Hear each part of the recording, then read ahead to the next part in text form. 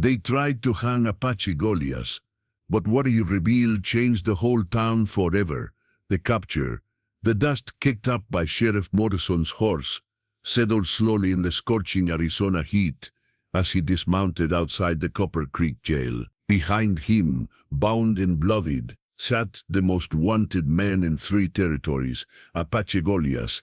The half Apache, half Mexican outlaw had terrorized the region for nearly 2 years, his gang striking like ghosts in the night before, vanishing into the unforgiving desert like smoke. Morrison wiped the sweat from his weathered brow as he studied his prisoner.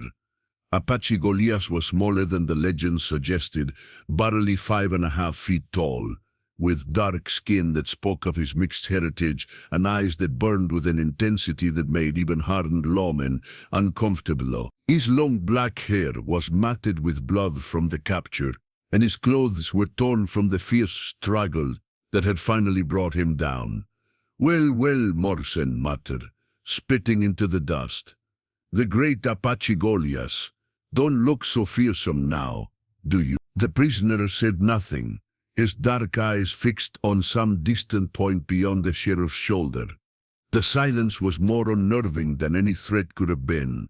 Word of the capture spread through Copper Creek like wildfire. By evening, the small frontier town was buzzing with excitement and anticipation. Men gathered in the saloon, their voices growing louder with each drink, as they recounted the outlaws' crimes and debated the best method of execution. Women whispered behind their hands on the wooden sidewalks, their eyes bright with morbid curiosity. "They say he killed 20 men in cold blood," said Mrs. Henderson, the banker's wife, her voice dropping to a conspiratorial whisper. "I heard it was 30," replied Sarah Mitchell, clutching her shawl tighter despite the warm evening air. "And that he scalped them all, Apache style." The stories grew more elaborate with each telling. Apache Golias became a monster in the collective imagination of Copper Creek, a savage killer who showed no mercy to man, woman, or child. The fact that many of these stories contradicted each other seemed to matter little to the townspeople who were hungry for justice and vengeance in equal measure. In the jail, Apache Golias sat in his cell, his back against the cold stone wall. Deputy Williams, a nervous young man barely out of his teens, kept glancing at the prisoner as if expecting him to somehow break free from his shackles through sheer force of will. "You got anything to say for yourself?" Williams asked, his voice cracking slightly. The prisoner's eyes shifted to meet the deputy's gaze. When he spoke, his voice was quiet but clear, with only the faintest trace of an accent. "The truth has a way of revealing itself," he said simply, "even when men try to bury it." Williams felt a chill run down his spine, despite the stifling heat of the jail.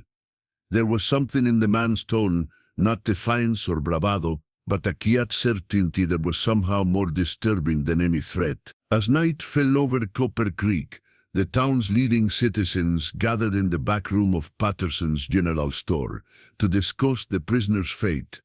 Major Caldwell, a portly man with thinning hair and ambitious eyes, called the meeting to order with a sharp rap of his knuckles on the wooden table. "Gentlemen," he began, his voice carrying the weight of authority, "we have before us an opportunity to show the entire territory that Copper Creek is a town of law and order.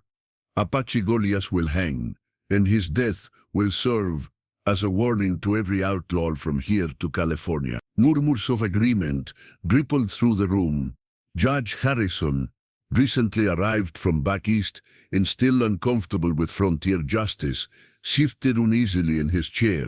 "Shouldn't we at least hold a proper trial?" he suggested tentatively. "Due process of law and all that?" The room fell silent. Major Caldwell's smile was thin and cold. "Judge, this is the frontier, not Boston. That man has killed dozens of innocent people. What more evidence do we need than his reputation and the testimony of Sheriff Morrison, who captured him red-handed?" "Red-handed doing what, exactly?" Judge Harrison pressed, though his voice lacked conviction. Sheriff Morrison leaned forward, his withered hands clasped on the table. He was found near the site of the Jameson Ranch massacre. Close enough for frontier justice, I'd say. The vote was unanimous, save for Judge Harrison's abstention. Apache Golias would hang at Tan 3 days hence. It would give the town time to prepare a proper spectacle, something that would be talked about for years to come. As preparations for the execution began, an undercurrent of nervous energy flowed through Copper Creek. The gallows, hastily constructed in the town square, drew curious onlookers throughout the day. Children dared each other to touch the rough wooden planks, while their mothers scolded them and pulled them away, though not without stealing glances themselves. But not everyone in town shared the bloodthirsty enthusiasm. Marcus Webb, the town's physician and one of its few educated residents, found himself increasingly troubled by the rush to judgment. A man of science and reason, he had always been uncomfortable with the frontier's brand of swift justice, but something about this particular case gnawed at him. Later that evening, Dr. Webb made his way to the jail, ostensibly to check on the prisoner's wounds from his capture. Deputy Williams let him in without question. The doctor was respected throughout the territory, and his presence lent an air of legitimacy to the proceedings. Apache Golias looked up as the doctor entered his cell, medical bag in hand. The prisoner's dark eyes were alert and intelligent, lacking the wild, savage look that the townspeople had expected. "I'm here to tend to your injuries," Webb said quietly, setting down his bag and examining the cuts and bruises on the man's face and arms. "You are kind," the prisoner replied, his voice soft but clear. "It has been some time since anyone has shown me such consideration." As Webb cleaned and bandaged the wounds, he found himself studying the man more closely. There was something about Apache Golias that didn't match the stories, an educated way of speaking, a gentleness in his movements despite his bound hands, and most puzzling of all, a series of old scars on his back that looked suspiciously like whip marks. "These scars," Webb said carefully, "they're old, from childhood, I'd say." The prisoner's jaw tightened almost imperceptibly. "Some wounds never fully heal, Doctor. You weren't always an outlaw, were you?" Dr. Webb asked, his voice barely above a whisper. For a long moment, Apache Golias said nothing. Then, slowly, he began to speak. "My name is not Apache Golias," he said quietly. "It is Miguel Santos. I was born on a ranch not 50 miles from here, to a Mexican father and an Apache mother. When I was 12 years old, men came to our ranch in the night. They killed my parents and took me as a slave." Dr. Webb's hands stilled on the bandage he was applying. "Slave? But slavery was illegal?" Miguel's laugh was bitter. "Tell that to the men who worked me in their mines for 8 years, Doc. Tell that to the overseers who whipped me when I collapsed from exhaustion. Tell that to the men who branded me like cattle when I tried to escape." The doctor's blood ran cold. We had heard whispers over the years, rumors of illegal mining operations in the remote desert, of men who disappeared and were never seen again. But he had dismissed them as tall tales, the kind of stories that grew in the telling around campfires and in saloons. "The mine," Dr. Webb whispered. "Where was it?" Miguel's eyes met his. "You know where it was, Doctor. You all know. You just chose not to see." A terrible understanding began to dawn on Dr. Webb. The Silver Creek mine, operated by a consortium of Copper Creek's most prominent citizens, had been abandoned 5 years ago when the silver vein played out, or so they claimed. But there had always been something secretive about the operation, something that didn't quite add up. The consortium, Dr. Webb breathed, Caldwell, Patterson, Morrison, and others, Miguel confirmed.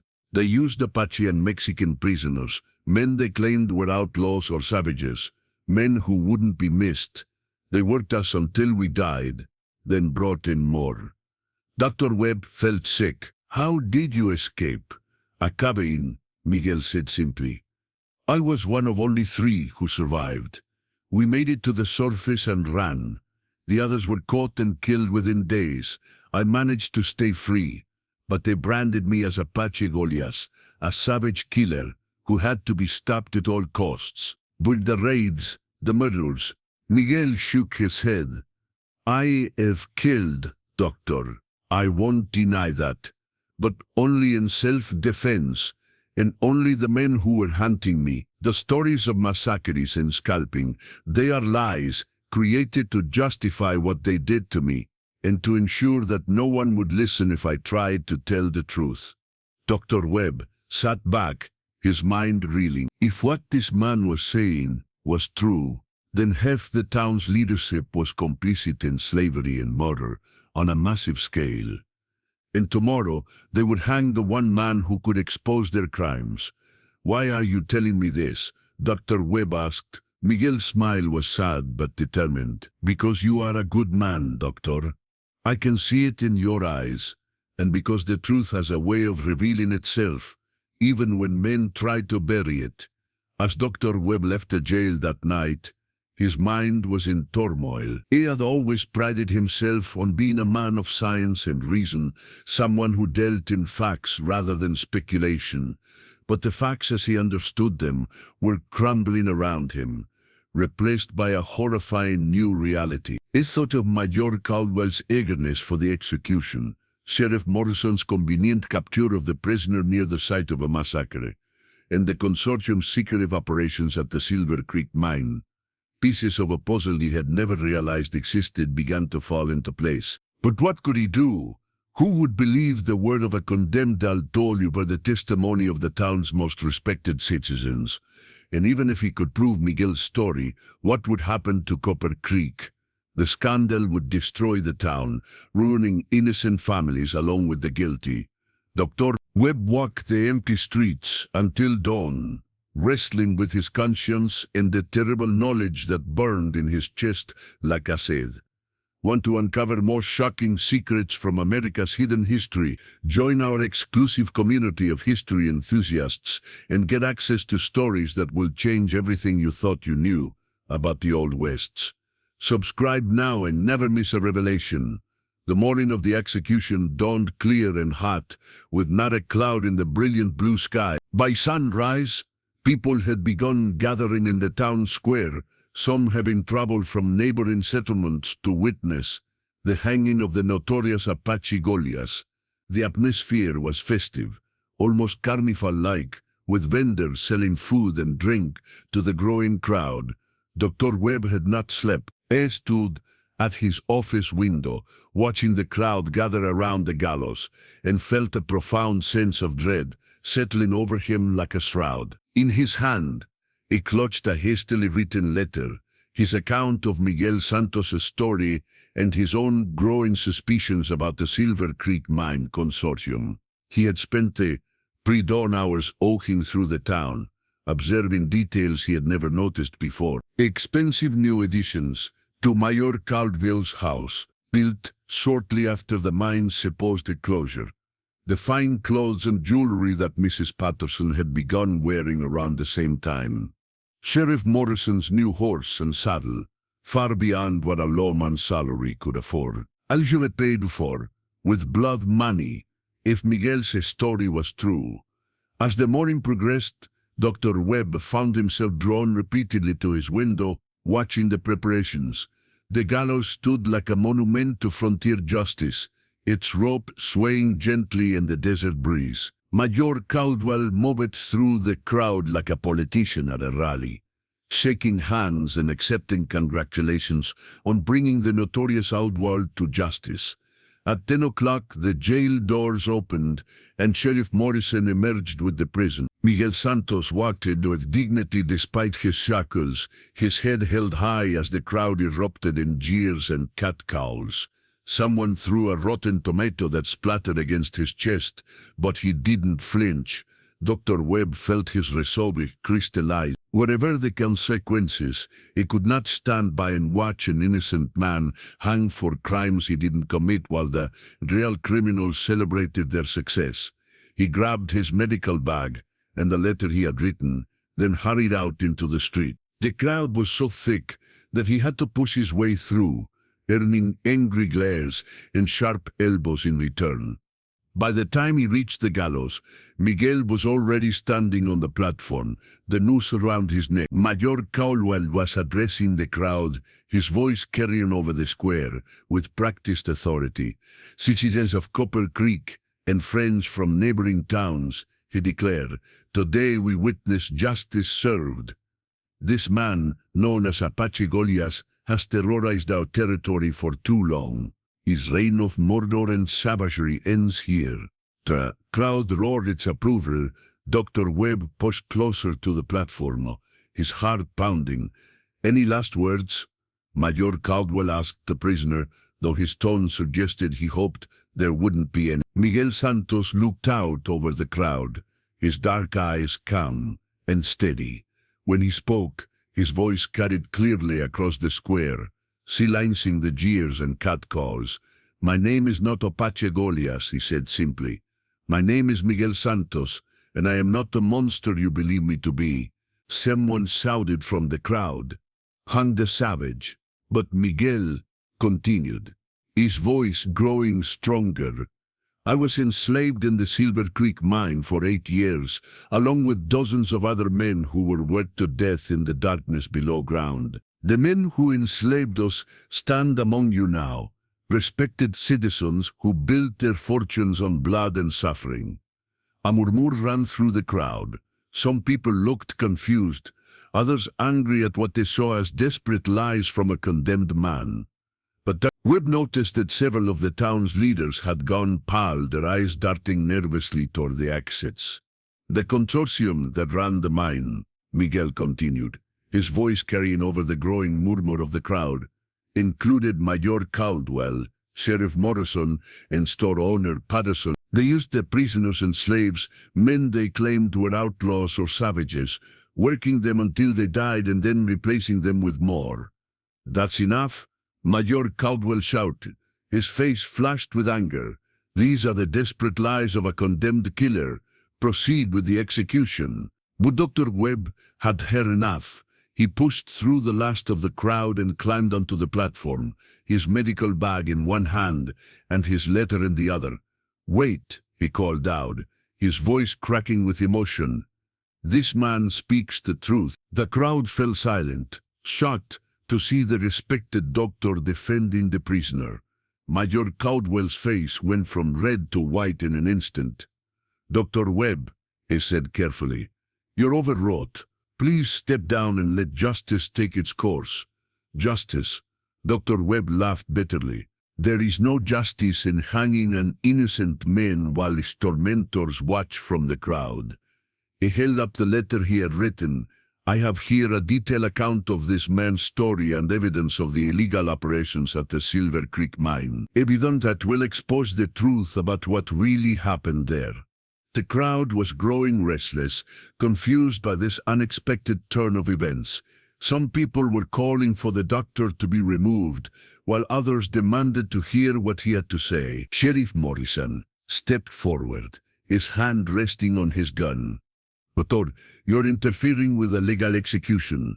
Stand down immediately. Legal? Dr. Webb's voice rose to carry over the crowd. What was legal about enslaving dozens of men in your mine, Sheriff? What was legal about working them to death and then covering up your crimes? The accusation hung in the air like smoke. Dr. Webb could see the fear in Morrison's eyes, the way his hand tightened on his weapon, but he could also see something else in the crowd, doubt. People were beginning to listen, beginning to question. The scars on this man's back, Dr. Webb continued, his voice gaining strength, are from whips, not battles.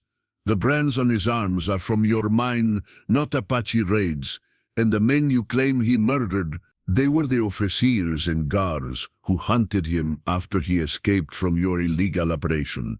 Major Caldwell was frantically signaling to Sheriff Morrison, but the lawman seemed frozen, caught between his desire to silence the doctor and his fear of making the situation worse. Miguel Santos looked at Dr. Webb with something approaching wonder. Thank you, he said quietly. I had given up hope that anyone would listen. The truth will be heard, Dr. Webb replied firmly. Then, turning to the crowd, he raised his voice again. He called upon Judge Harrison to postpone this execution until a proper investigation can be conducted. The crowd erupted in chaos. Some people were shouting for the hanging to proceed, while others demanded answers about the mine. In the confusion, Webb noticed several men slipping away from the square, members of the consortium, no doubt trying to escape before the full truth came out. But it was too late for them to run. The seed of doubt had been planted, and Dr. Webb could see it taking root in the faces around him. The truth, as Miguel had predicted, was finally revealing itself.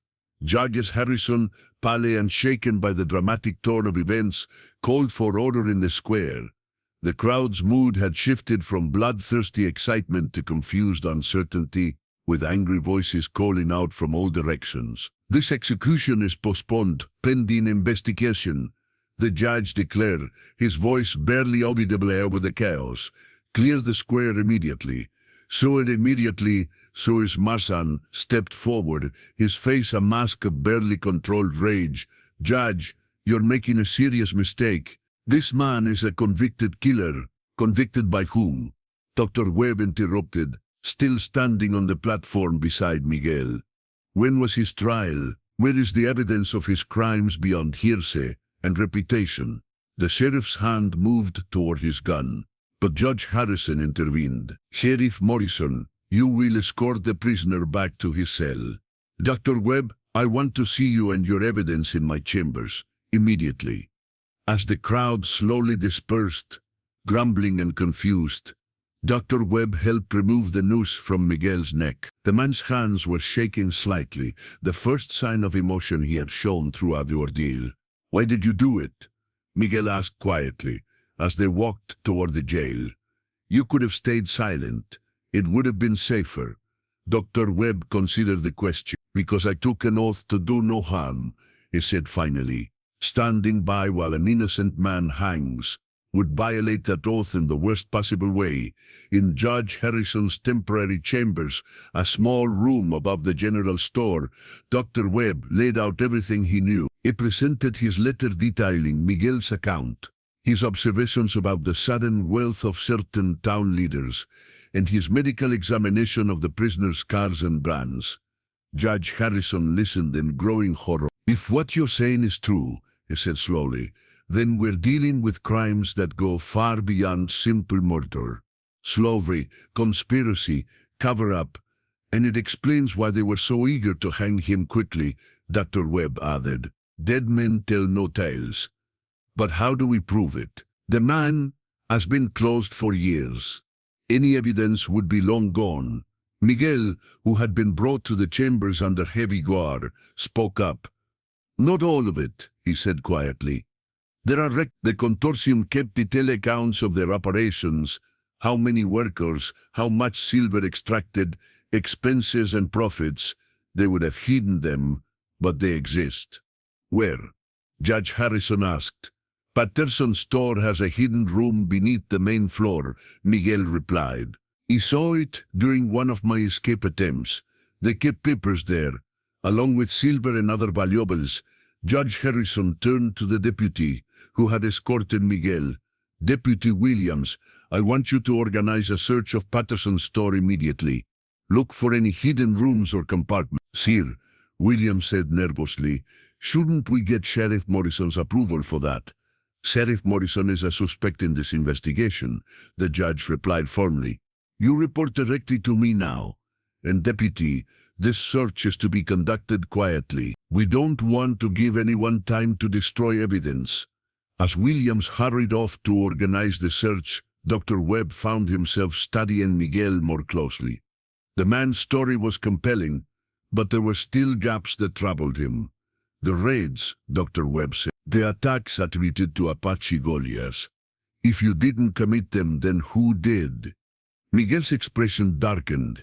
Some were committed by other escaped slaves, men driven mad by what they had endured. Others were the work of the consortium itself, designed to create fear and justify their continued operations.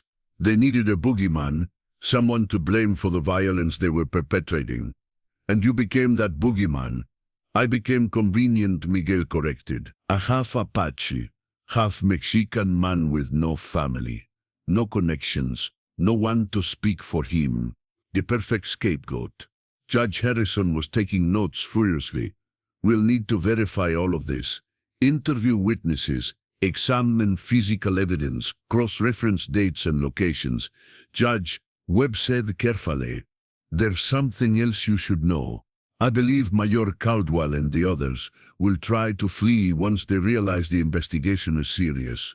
We should consider placing them under surveillance. Before Judge Harrison could respond, Deputy Williams burst back into the room, his face flushed with excitement. Judge, we found it, he exclaimed. The hidden room, just like he said. It's full of papers, ledgers, silver bars, everything. The next several hours passed in a blur of activity. The hidden room, beneath Patterson's store, yielded a treasure trove of evidence, detailed records of the mine's illegal operations, lists of workers who had disappeared, financial records showing the enormous profits generated by slave labor, and correspondence between consortium members discussing how to maintain their secret.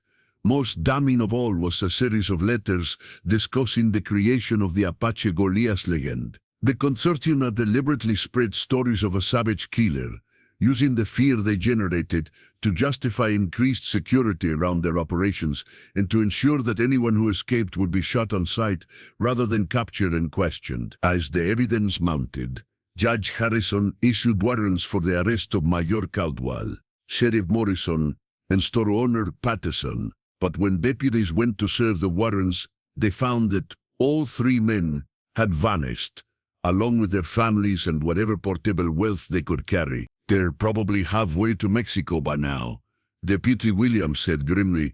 Let them run, Judge Harrison replied. Their guilt is established by their flight, and we have enough evidence to clear Mr. Santos and expose their crimes to the world. As evening fell, Webb found himself back at the jail, but this time as a visitor rather than a physician. Miguel Santos sat in his cell, but the shackles were gone, and the door stood open. He was no longer a prisoner but a witness under protection. It's over, Dr. Webb said simply. Miguel nodded slowly. The truth revealed itself, just as I said it would. What will you do now? Where will you go? Miguel was quiet for a long moment. I don't know, he admitted. I've been running for so long, I'm not sure I remember how to live any other way. Dr. Webb sat down on the bench beside him. You could stay, he suggested. Help rebuild what they destroyed. There will be investigations, trials for the men they catch. Your testimony will be crucial. And after that you'll be free to choose your own path. For the first time in years, truly free. Miguel Santos looked out through the jail window at the town square, where the gallows still stood in the gathering darkness. Tomorrow, Dr. Webb knew, it would be torn down, a symbol of false justice finally removed. Freedom, Miguel said softly, as if testing the word. He had almost forgotten what it felt like. 3 months later, Copper Creek was a change down. The trials of the captured consortium members had drawn attention from across the territory, with newspaper reporters and federal marshals descending on the small frontier settlement. The story of Miguel Santos and the Silver Creek mine had become a sensation, exposing the dark underbelly of frontier capitalism and the ease with which powerful men could exploit the vulnerable. Dr. Webb stood in his office, reading the latest newspaper account of the trials. 2 of the 3 main conspirators had been captured. Major Caldwell had been found in a brothel in Tucson, while Patterson had been arrested trying to board a ship in San Francisco. Sheriff Morrison remained at large, but federal marshals were confident they would find him eventually. The trials had revealed the full scope of the conspiracy. Over the course of 8 years, the Silver Creek mine had enslaved more than 200 men, most of them Apache, Mexican, or mixed-race individuals who had been kidnapped or falsely imprisoned. The vast majority had died in the mines, worked to death in conditions that would have been illegal even for convicted criminals. The financial records found in Patterson's hidden room showed that the consortium had extracted over $500,000 in silver using slave labor, an enormous fortune by frontier standards. Much of that money had been invested in legitimate businesses throughout the territory, meaning that the conspiracy's reach extended far beyond Copper Creek. A knock at Dr. Webb's door interrupted his reading.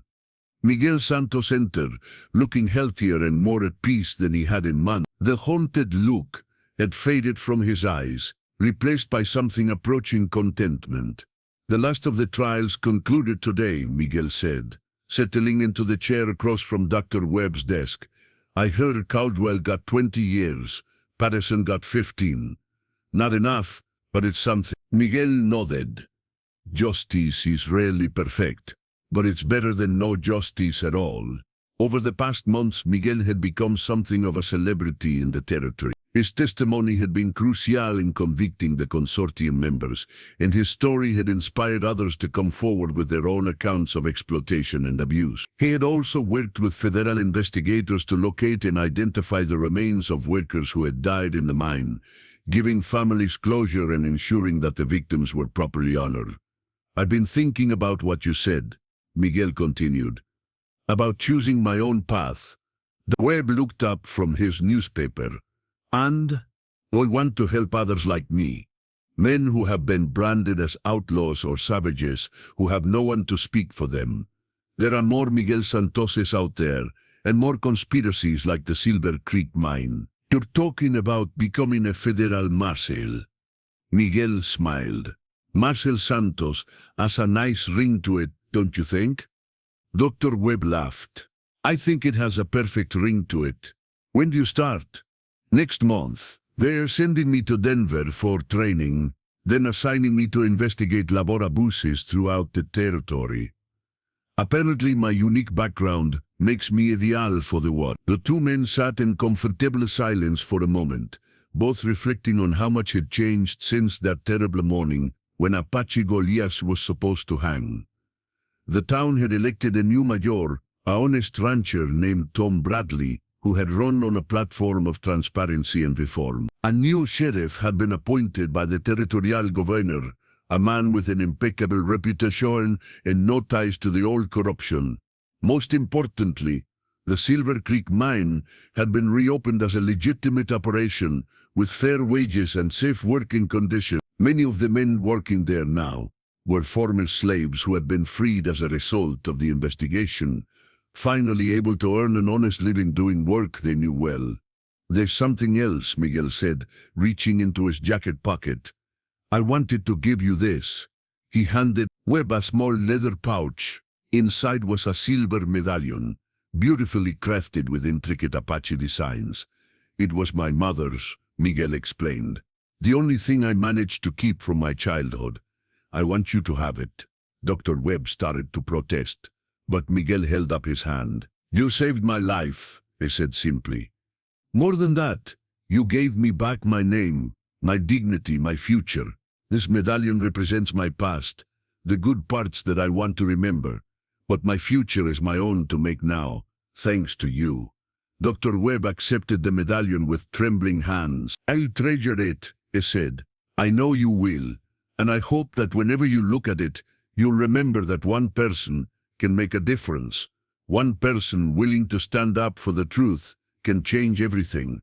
As Miguel prepared to leave, Dr. Webb walked him to the door. The sun was setting over Copper Creek, painting the sky in brilliant shades of orange and red. The town square where the gallows had once stood now hosted a small market where farmers and craftsmen sold their wares. Children played in the streets, their laughter carrying on the evening breeze. You know, Dr. Webb said, they're planning to put up a monument where the gallows used to be, a memorial to the men who died in the mine. Miguel nodded approvingly. Good, they deserve to be remembered. They want to include your name on it, as the man who brought their story to light. Miguel considered this for a moment. Not Apache Golias, he said finally. Miguel Santos. Let them remember the real man, not the legend they created to hide their crimes. Miguel Santos it is. As Miguel walked away into the gathering dusk, Webb reflected on the extraordinary chain of events that had transformed their small town. It had started with one man's courage to speak the truth and another man's willingness to listen. From that simple beginning, justice had grown like a seed in fertile soil, spreading far beyond what anyone could have imagined. The story of Apache Golias the legend had ended on the gallows platform that day 3 months ago. But the story of Miguel Santos, the man, was just beginning. And Dr. Webb knew that wherever that story led, it would be a tale of redemption, justice, and the power of truth to overcome even the darkest deceptions. The truth has the power to change everything, just like it did in Copper Creek. Don't these more incredible stories of courage, justice, and redemption from America's frontier past? Subscribe to our exclusive newsletter and discover the hidden histories that shaped our nation. Join thousands of readers who've already uncovered the secrets of the Old West. In the years that followed, Marshal Miguel Santos would become a legend in his own right, not as a savage killer, but as a champion of justice who fought tirelessly for those who had no voice. His work would lead to the exposure of dozens of similar operations throughout the West, freeing hundreds of enslaved workers and bringing their tormentors to justice. And in Copper Creek, the monument that bore his real name became a symbol of hope, proof that even in the darkest times, truth and justice could prevail when good people found the courage to stand up for what was right. The man they had tried to hang as Apache Golias had indeed changed the whole town forever. Not through violence or revenge, but through the simple, powerful act of revealing the truth.